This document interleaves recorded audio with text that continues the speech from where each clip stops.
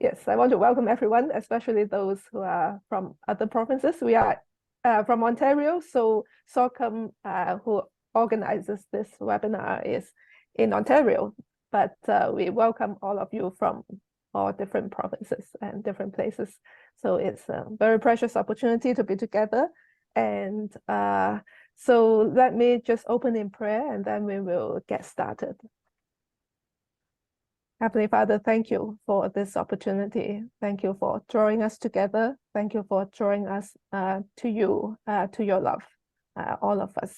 And we thank you that we can be together as brothers and sisters.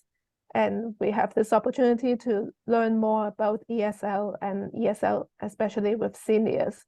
May you help us to learn and to share and interact with each other in this coming hour.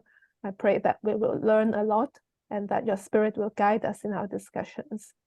Be with us all, Jesus. In your name we pray. Amen. Amen. Well, thank you. Just a note that this webinar is being recorded. And if you don't like your picture to be in the recording, you can turn off your video, but we would love to see your faces. So if you don't mind, you can keep your camera on. And let me introduce today's presenters. So this webinar is on essential ESL skills for aging well, programs for seniors. And May here is our main presenter, and she's bringing with her Victoria and Catherine, as you see, as her co-presenters. So Victoria and Catherine teach in May's program, and we will hear more about that. So let me introduce all of them. So May Chen, I met May through Elle here, and May is in Calgary. I'm in Toronto. We just met through Zoom. But I have the pleasure of working with May a little bit in the past while, and she is an amazing lady. Very, very competent and accomplished. And so May is the co-founder and CEO of MPC Foundation, an award-winning registered charity in Alberta, whose primary mission is to mitigate and prevent social isolation in the older adult population. May has spent most of her years in Canada since 1990, serving in the nonprofit sector. In recent years, May's work with the older adult population has won her several awards. She was named Change Maker of the Year in 2022 by CBC Calgary. In the same year, MPC Foundation won the Tales of Triumph Award by Canada Post. So I'm sure we'll hear more about that. And next is Catherine. Catherine has been involved in the ESL field for almost 30 years. First as a private tutor to children of new immigrants, mainly from East Asian countries, in a one-on-one setting. Then as an instructor to adults in a multicultural, multi-level classroom environment. And for the past decades, her students are mostly seniors. Catherine is proud to say that she had a private student as young as 6 and has a big kid as old as 80. She called him the big kid because sometimes he did act like a kid in a sweet, loving way. Teaching seniors a second language is always challenging, often rewarding, and sometimes very humbling experience for her. Victoria has been an ESL instructor for roughly 6+ years. The classes she has taught have been a diverse, multicultural, and multi-level experience. She believes that her classes are different because of the students who are older and at a different point in their lives. Her students have quite a lot of input on the topics that are taught in class, and the goal, of course, is to make the lessons as useful to real-life situations as possible, and all the while having fun and learning in a warm and happy and safe environment. So we are pleased to have May, Victoria, and Catherine with us today, and I just hand over the following time to them. Thank you. Thank you so much, Jennifer, for the kind introduction. And thank you to ESL Ministries for giving us this opportunity to share our work and our passion for helping seniors reduce social isolation. So tonight, like Jennifer says, our presentation is divided into two parts. I begin the presentation, so you get me for the boring part, all the what we are all about and all that kind of thing. And then Victoria and Catherine comes in for the more exciting part because they are the ones with all these experience of working with seniors and helping them to learn English. So thank you, Jennifer, for this opportunity. So tonight, we are here to share with you our experience and learnings from delivering English learning programs to seniors.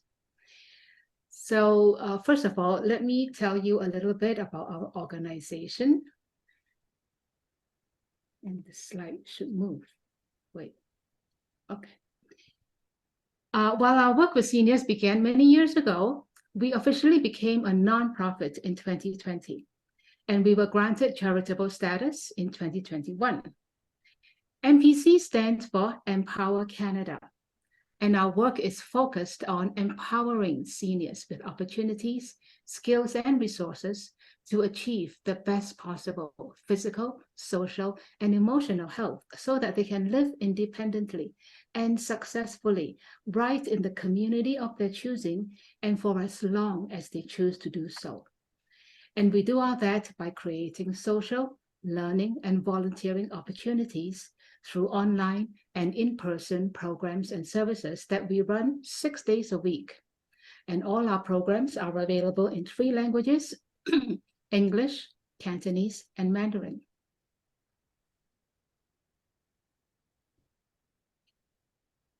Next, we take a look at some of our major programs. Our biggest program is the Seniors Connect Club, where from Monday to Saturday, seniors can find online and in-person activities such as Tai Chi, yoga, line dance, art classes, a range of English classes, and a wide variety of informational workshops such as health workshops from Alberta Health Services, tax and legal workshops, and senior benefit information from all levels of government. Next is our very popular Tech Buddy program, which is our intergenerational computer learning sessions where youth work with seniors one-on-one or in very small groups so that seniors can gain proficiency to use the devices better. In this day and age, having digital literacy is critical to seniors' well-being, and hence they are motivated to overcome self-doubt to master some basic digital literacy skills. May, just a second, sorry to interrupt. Are you showing your slides or we are not seeing them? You're not seeing the slides? No. Oh, I thought I was screen sharing. No. I wasn't screen sharing. We haven't been seeing them. Sorry. Oh, I tested the screen share. Yeah, you tested it, but it didn't come on just like now. Are we screen sharing now? Yeah. Okay, thank you. Sorry about that. So our third program is the From Night to Light. This is a 6-week mental health course that is focused on self-care. And this program runs throughout the year. Depression and anxiety became a serious issue for many seniors since the start of the pandemic. And this course gives them the tools, the strategies, and the resources to develop and maintain good mental health. Again, this program is available in English, Cantonese, and Mandarin. Last but not least, our fourth major program is Helping Hands. And this is where seniors initiate projects or access opportunities to help others who are in need, such as seniors who are experiencing health problems, maybe they're in the hospital, maybe they have recently lost a spouse or transitioned to a care home. And so these seniors are actively involved in visiting them, preparing food, preparing cards, and care bags. A very good example is in the last year, for example, food prices went through the roof. And many seniors on fixed incomes, they were severely affected by the inflation. And for them to continue to access good quality, nutritious food, they got together. A group of them actually got together to do community kitchen kind of program to help lower costs, especially for those who are on fixed welfare incomes.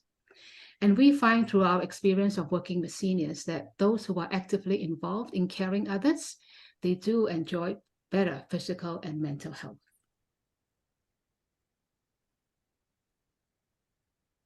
And here, and in this slide, you see that through our experience of working with seniors every day, we learned that these are the three major essential skills that seniors need to live independently. And these are language skills, digital skills, and social skills. Language skills is kind of obvious because especially in Alberta, a lot of resource information, in fact, most resource information and information that seniors need are in the English language. So seniors are not able to access them, and that contributes to the isolation. Digital skills is again quite obvious because if seniors need information, if any of us need information, where do we find the information? Everything is online. And this is where the barriers for the seniors come in. So in a single week, we offer 7 language courses, 7 ESL classes, and we offer 3 digital learning classes, both online and in person, and available in 3 languages. That's why you see the 3 and 3 there. And for social interactions and learning opportunities, seniors have a choice of 14 different programs in a single week over 6 days, Monday to Saturday. And yeah, social skills might come as a surprise to many people, like since when do we need to learn social skills? But I think the pandemic has had a rather severe effect on our ability to socialize through so many years of isolation. And even till today, many seniors are still afraid to come out of their homes because of what has happened during the pandemic. So not having the opportunities or the friends around them, and for them to be living alone, all of this make the seniors' life very, very vulnerable. And so who are these seniors who come to our program and whom Victoria and Catherine is in touch with every week? So what we have learned through so many years of working with this population is that are the following. Seniors, they desire to live independently in the community. They need and they crave connections, social connections. They feel socially excluded, and the primary reason for that, especially in Alberta, is the lack of fluency in English. And this is because almost all information about activities and resources are in English. And their isolation is further exacerbated by real and perceived challenges in using digital devices. Again, most information and resources that seniors need are available online. So hence, in recent years, we have dedicated most of our resources towards helping seniors acquire all those essential skills. And in doing so, we help them reduce social isolation and live life to the fullest during the best years of their lives. At this juncture, I would like to hand over to my wonderful colleagues, Catherine and Victoria, who will give you a frontline eye view of helping seniors learn English. And at the end of the session, we look forward to a lively time of discussion and mutual learnings together. So take it away, Catherine or Victoria.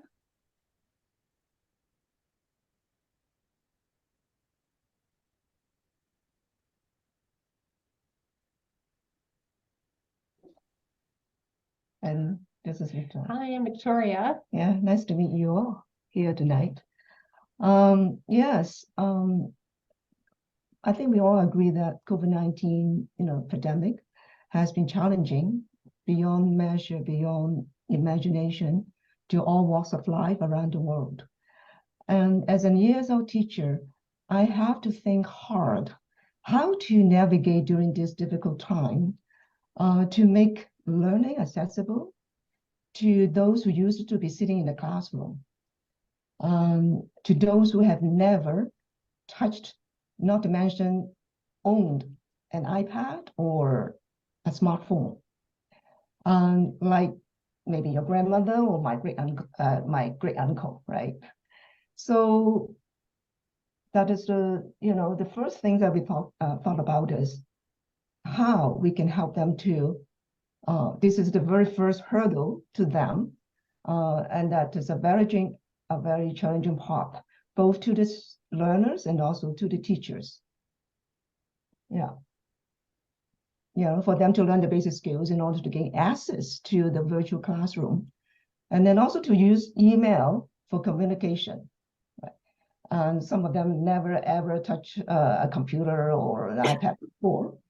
And so our English program and also the organization must provide assistance, especially to those who are computer illiterate or without any family support. Many of them, they live by themselves. So in fact, some have never ever attended a school in their own countries. So as an ESL teacher, I must render them whatever help whenever is needed, even though I myself is learning the techniques. So that is the one challenge both the learners and also the teachers are facing, and also trying to overcome the fear, and also how to deal with the situations. Yes, right. So I remember the first few classes delivered online was quite frustrating. To some learners, they almost wanted to quit. So empathy, patience, and also encouragement is the key to making them keep trying, staying, learning. And so you just heard about in the organization, we also have something called a tech buddy that really help them to, deal with this problem, this big challenge.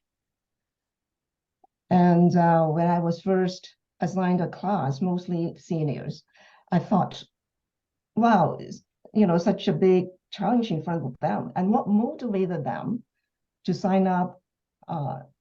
And even before the, COVID-19, before we went online, that is in on-site learning, right, on-site classroom, that they had to venture out of their comfort zone, literally their home, and that to learn a second language at that age. So I have students that's up to 80 years old. And then I remember the first time we met when he was 79. And then after a month, we celebrated his 80th birthday in class. So it's really something to him, also to me, and also as a class, because I think that is the first time that he had his birthday celebration in a classroom, he told us. And that is something that we mentioned, that to reduce isolation, to make him feel more independent, taking the bus, the transit to come. And don't forget that is coming to the classroom. I remember there's this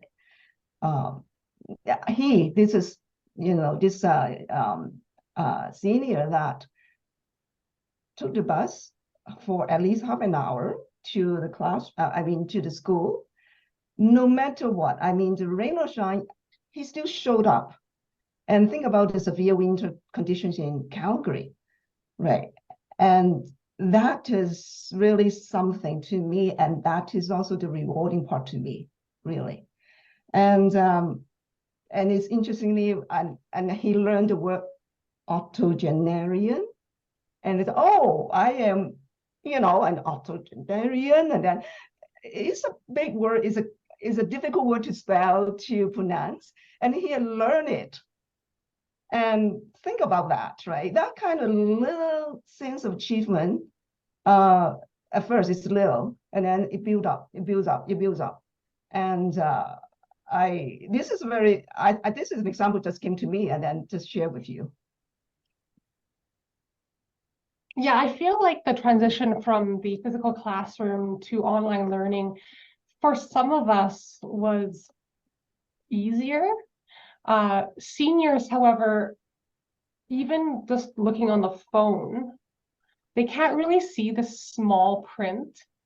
So even if they had an iPad or a cell phone, they're really struggling to kind of look at things online. So that was a big challenge, a big hurdle that we had to get over in class. They maybe had to upgrade to get a laptop or a computer in order to attend class.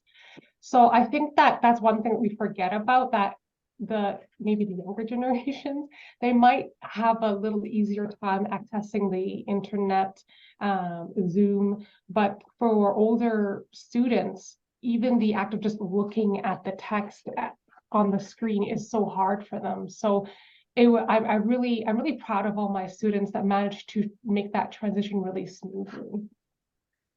Yeah, actually, the physical limitation for some of them, they even need a walker, to come to class. And also, of course, the mental challenges they are. I could see that I have an above average student.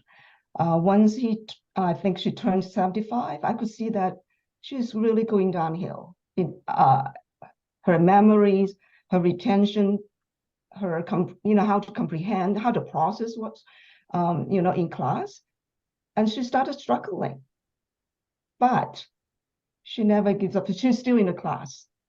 So, and that comes to the next part is, so how do we really our approaches and the materials that we use in order to help them to overcome those difficulties, and then so that they can really learn to meet their goals and needs. And so maybe we could talk about their goals and needs. That is how our programs designed it to meet their goals, their needs, and then to keep them. Some of them very self-motivated, and then we want to keep them motivated. Oh, sorry, go ahead. Yeah. Can I pose a question? Yeah, of course.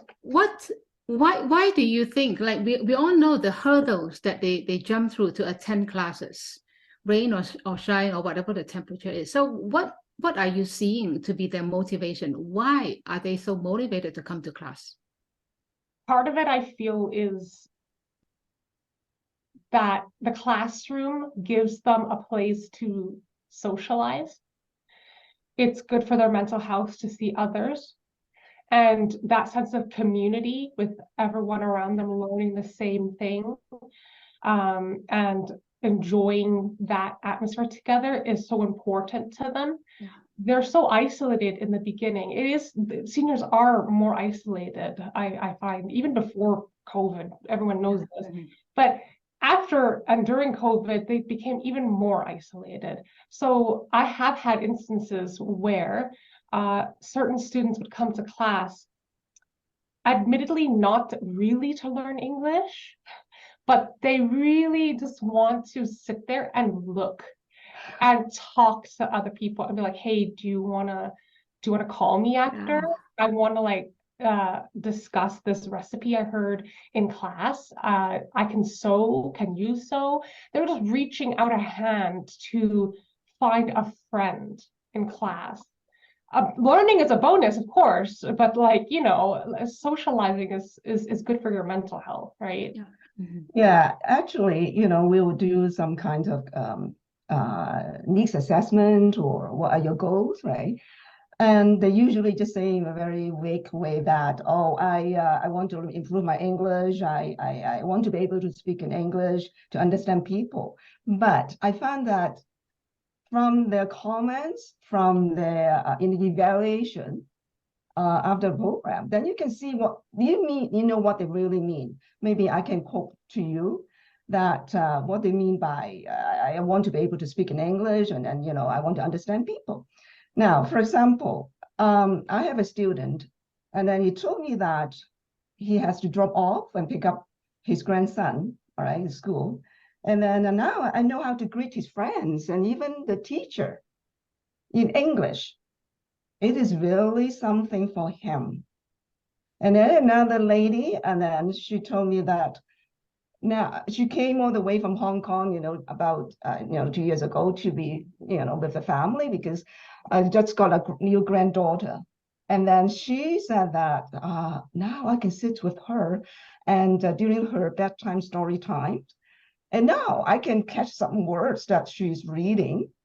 She's talking to me. And to her, she finds that to draw them closer.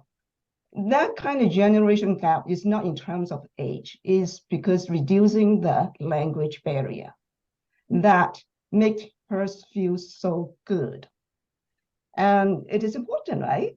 Even little things, it means a lot to them. And that is, what I can, and another very practical situation is to call 911. What do they expect? When they call 911, then who is talking to them, and then what questions will be asked, and then we also teach them what they expect to.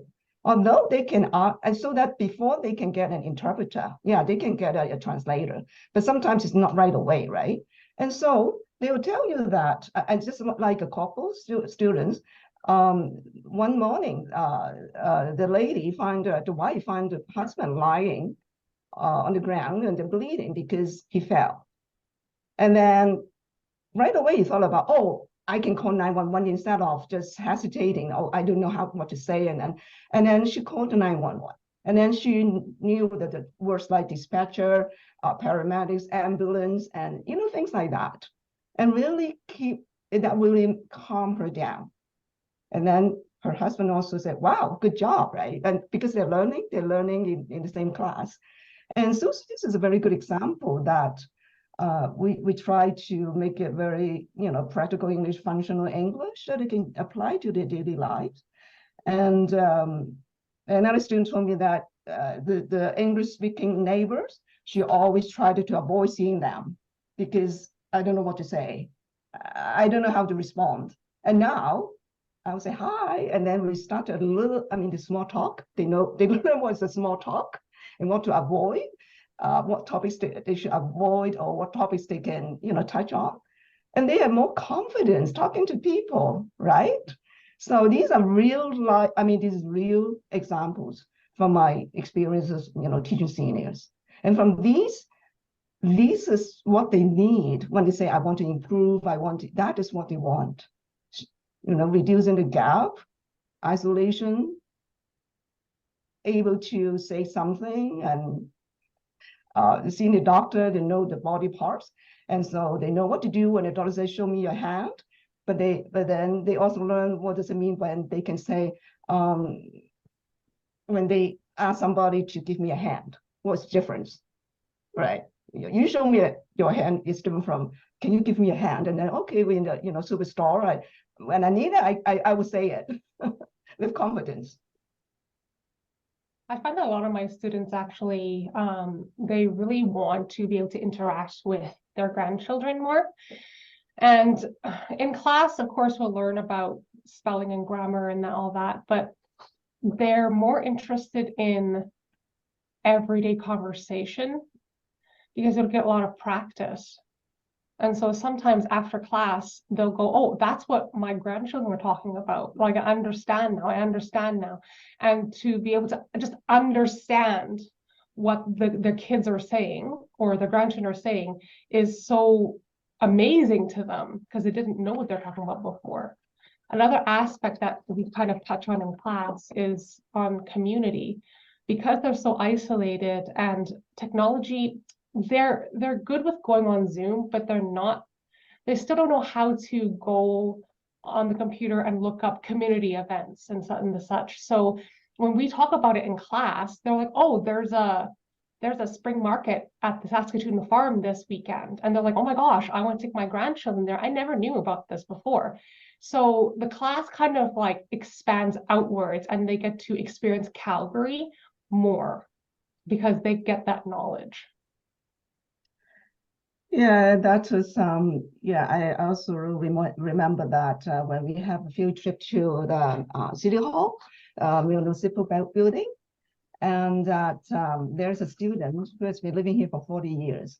And what she knew at that time, there's something called, City Hall, and then on the C train on her way to work, and then also always see a sandstone building, and then never knew what it is until the field trip to help her to understand, oh, this is an old city hall, that is a new city hall.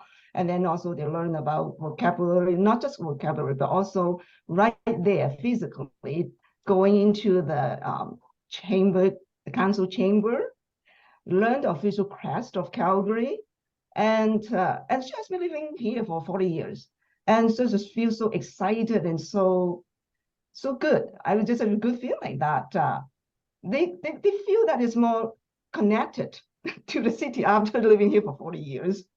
And that's at the time when they learn the vocabulary and then know the place and the community. And also when we talk about the current news, I always, that simple, but that at least they know what's happening after listening to the radio or watching news in their language. And then now they listen to English, or maybe they're able to catch one or two words here and there. And that is how they feel accomplished in a certain level, certain way. So well, when we're talking about approaches, then you can see that not just sitting in the classroom online, or maybe we also have activities, especially like field trips, and also I would say teaching seniors you need double or even triple doses of patience,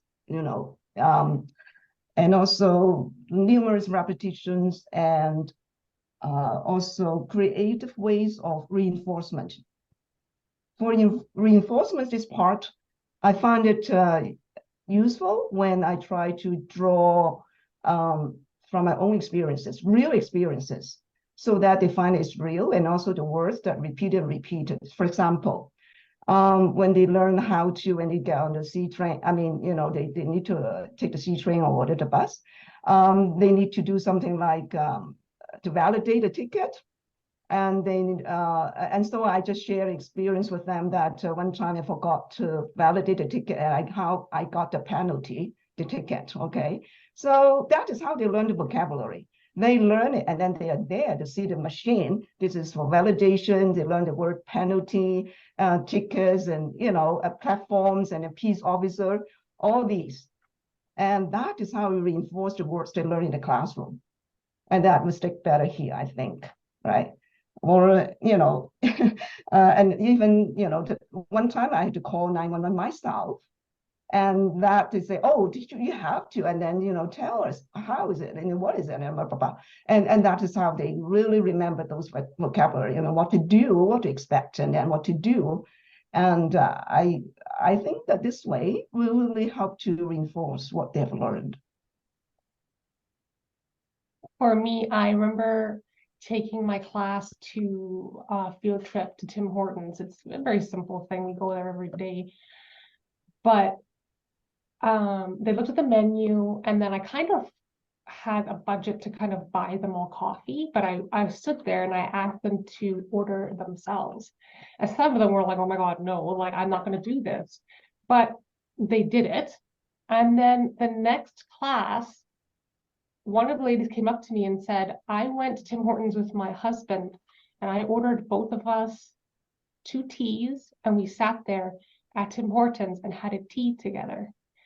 And she thanked me for the ability to even do that, which was really touching to me, because we do it every day, but for them, they might have been too scared. They might have not had the skills to do it, but that really, really touched me. Like, it's just an amazing experience. Yeah.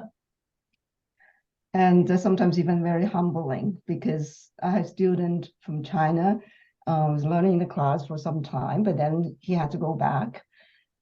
But he continued learning by getting up, setting an alarm, getting up at 2 or 3 o'clock in China, that time, to attend class.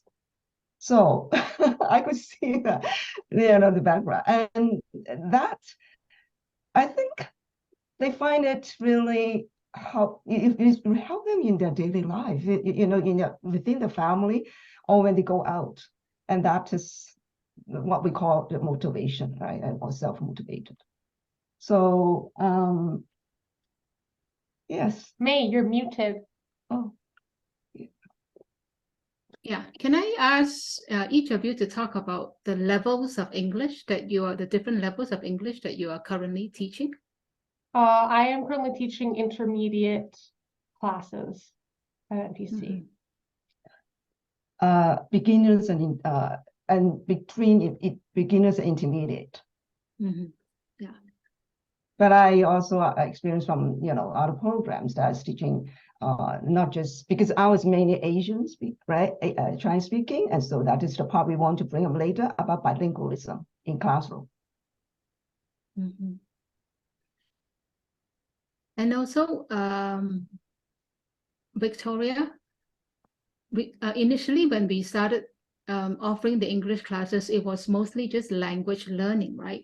And then later on, I think through feedback from the seniors themselves, we gradually moved towards more practical kind of English learning. Do you want to talk more about that? I think it was that the students, they're all retired and like they have been through school where they learn grammar and spelling and all of that. So when they came to class, they were kind of hoping for more than just learning grammar. They wanted to learn English that they could use for everyday life. So for example, they wanted to learn how to read the menu at McDonald's because they go to McDonald's a lot. Or they wanted to learn, oh, I think you muted. Oh, sorry. They also wanted to learn like parts of the car. They wanted to learn cooking in English. They wanted to learn how to make a recipe, how to share a recipe. Like all those things that you typically don't learn in traditional ESL classrooms, I wanted to teach them because that's what they really, really wanted to learn. Yeah. And I think that was very well received. Like one student also told me that whenever she lives in a condo building, apartment building, and then there's sometimes a notice posted, right? And then she usually just, take a picture and show it to a friend and then, okay, please tell me what it is about. Now she told me that, no, I can kind of figure out what it means because she learned more vocabulary, right? So those notices on the condo building or apartment building that she uses to understand nothing. Now she's able. So instead of taking a picture of it and then send it to her friend and then to help her, right, to explain to her. So she could at least able to read half of it. And so that is another accomplishment to them. And that is also their need. That is how they learn how to read things like that as well.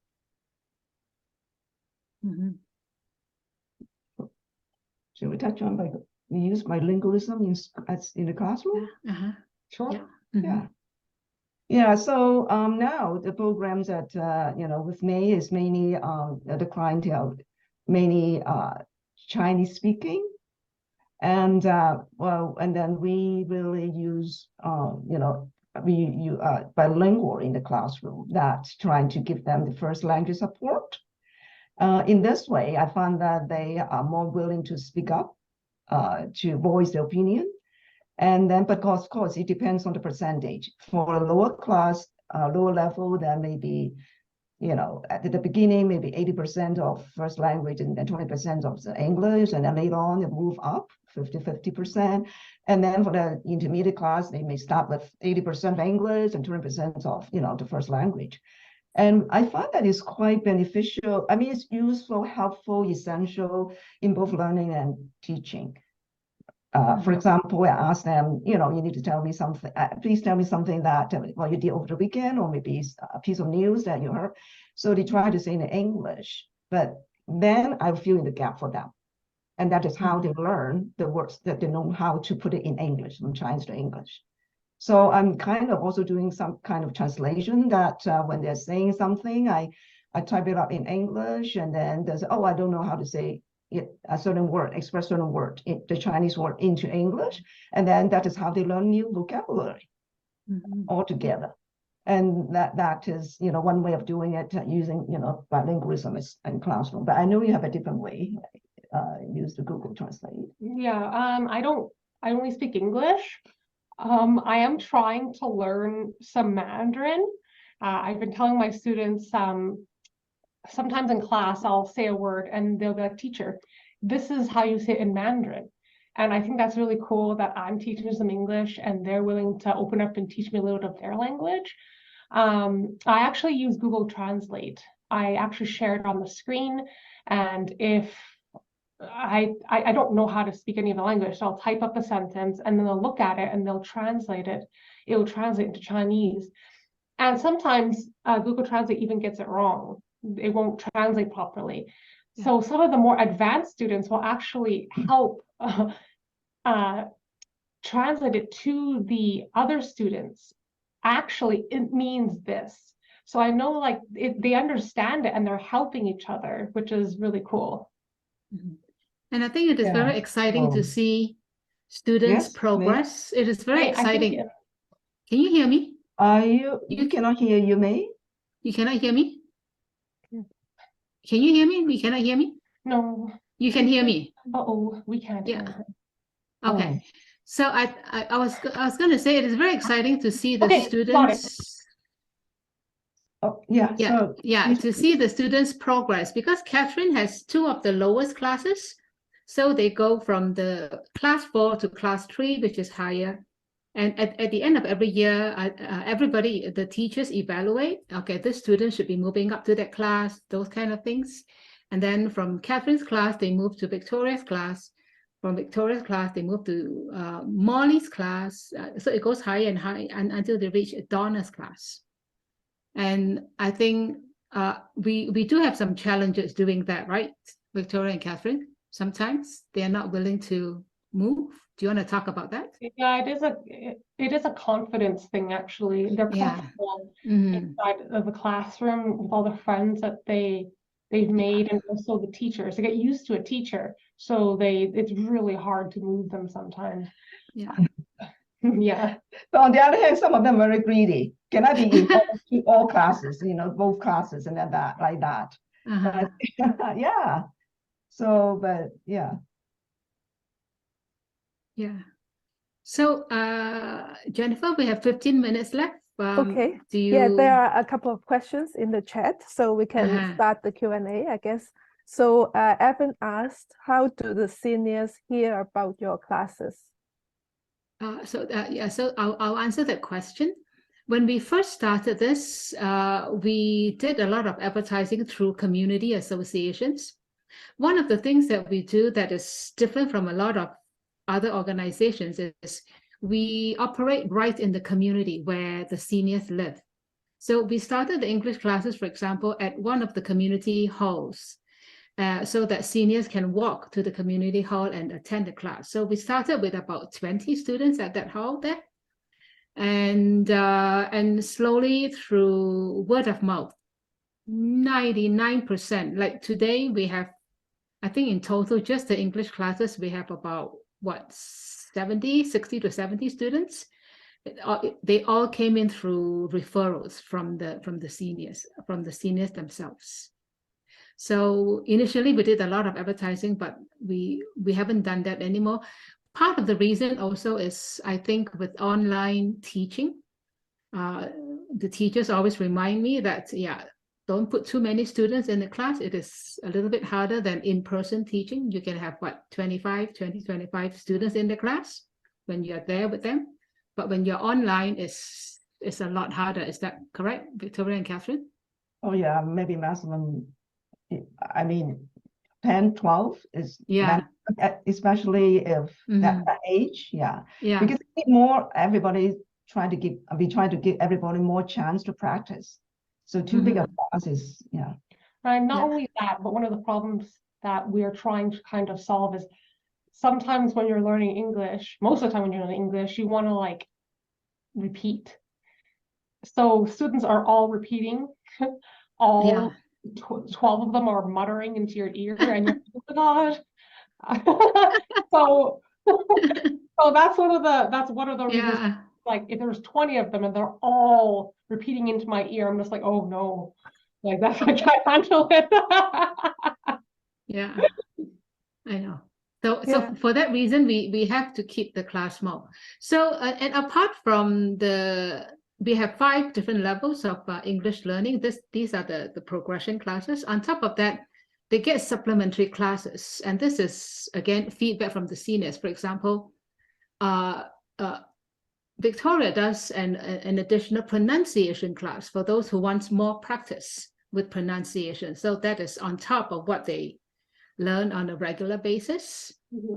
And then for those who want specific practical topics, for example, Victoria decided to do I think six sessions just on medical language, like when you go to the doctor, how do you say this? How do you say that? How do you call this? Or that kind of thing. Like these, like I am so full of admiration for what these ladies do, because they come up with all these ideas because they are working with the seniors. They know what they need. They know what the seniors are asking for. So they come back to me with the feedback. So thank you very much. Thank you. There are a couple more questions on the chat. So Sandy asked, what curriculum do you use and at what level? Well, actually, because the levels is even, quite varied at one class, even so-called beginners, actually, the beginners was here, so we're there, right? The beginners, right? Someone's at this level and that. So we cannot just stick to one thing, although that ESLlibrary.com, I think most of you also find it very useful, because that is for reading and also functional English and also grammar, all those stuff. And then other materials is just up to, I just, because I also teach the LINK program before. I taught the LINK program before. So I have also access to other, materials. So, and because I've been really in the business for over 20 years, so it's different materials. I cannot really tell what exactly it is. It's, you want a textbook list or whatever, then it's hard. But yeah. And also we also use YouTube, on the screen, so that they listen to YouTube, and that, so it could be very, very varied. For my curriculum, I tend to, at the end of every semester, the last class, I'll pull up a little web and I'll ask them, what is it that you want to learn for next semester? What are you most interested in learning about? And then each one of them will sit there and think for a minute and then give me a topic. And from those, I'll go away and I'll make a curriculum based on what they want to learn. And I'll draw resources from ESL Library online, my personal textbooks, things like that. That's how I get my curriculum. Because I find that the LINK program is a good guidelines, right? Because the level 1, level 2, but we don't do that kind. Yeah, it's not a LINK program, but then it's a really good resources too. So it's a lot of teacher-made material, a lot of work, I know, preparing for this. Some other questions. Pam asked, how are you funded and are you volunteering? And also, who is running the line dance and other non-ESL activities? Not me. Yeah. So how are we funded? We are funded, it is different every year. And this is the challenge in the nonprofit, right? So the first year we were funded by the New Horizons program. The second year we were funded by Calgary Foundation. And then in the next year, we will be funded by the city of Calgary. So it is, so far, the funding has been consistent. We have been very lucky, but different funders every year so far. And who is running line dance and all the other non-ESL activities? It will be other teachers. We have, I think, 16 to 17 teachers who's teaching different things, like line dance, yoga is a different teacher. Art, we have 2 different art teachers because they're teaching different art mediums. And the teachers are all volunteering, right? I think some are volunteering, and some are paid. Yes. Okay. Okay. And Sandy asked another question. How do you introduce the Bible? Do you do Christian content? Not at all, because we are funded. We have government funding in each of our programs, so we are not allowed to do that. But we do have, like within our senior population, we do have a sizable number of people who do go to churches. Okay, I wonder if there are other questions. You can type them in the chat. Meanwhile, I have a question for Victoria and Catherine. I taught some older students before, and often they say to me, my memory is not good. I cannot remember the things you teach me. So when that happens, what do you say to them? Yeah, it's totally understandable. I am also, showing signs of dementia myself. So, well, I think repetition, that I know the retention, and then also how to process something, how to remember something, especially after a break. It seems that you have to start all over again. And then sometimes they feel so bad and sorry, yeah, I know that I've learned before, but then that's why the topics are never ever overstated. Like health, you can teach different subtopics of health, right, and medical, but then you can also revise at the same time. So revision, repetition, that is the only way. That's how to help them. And then, as I said, that do something, tell them something that can help them to reinforce, like real life stories, experiences. And then everybody likes stories, right? And then the story will help them to remember what you taught them. Yeah, just like I told them, I share my experiences, and then they will be very, they pay the best attention to class at that time, and I tell them about my story, and that just they remember it. And yeah, so I don't know how. On top of that, a lot of my students, when I send the worksheets out to them, I send them like via the email, and they'll print out the worksheets and they'll do it along with me in class. The next semester, the review worksheet for that particular unit will be the worksheets I used from the previous class. So I'll ask them, can you pull out the worksheet from that class? And they'll pull it out. They actually have binders like this thick, and they love it. They love going through it. And like they'll go through it and they'll make little tiny notes. And I'll ask them to read it again to me. And if they don't remember something, I'll teach it again in class before I move on to something new. So they get that reinforcement and they get something new. I don't really like to reuse my lesson plans all the time. I will always modify my lesson plans. I'll always modify it and add new things to it so that they're learning something new and not just something old from before. The old stuff is only for review. Yeah. Yeah, and I think Sandy has a comment pertaining to this. She said, my senior students would always revert to the lowest students' ability, even when they have a higher level. I don't know if... always. Yeah, that's true. It's really feel honored, to really have the chance to teach this particular group of people that is really rewarding and humbling, and that right, just like when students said that okay, retire after 4 years as a chef, the first thing that he did is to sign up for a class because I wanted to learn English now.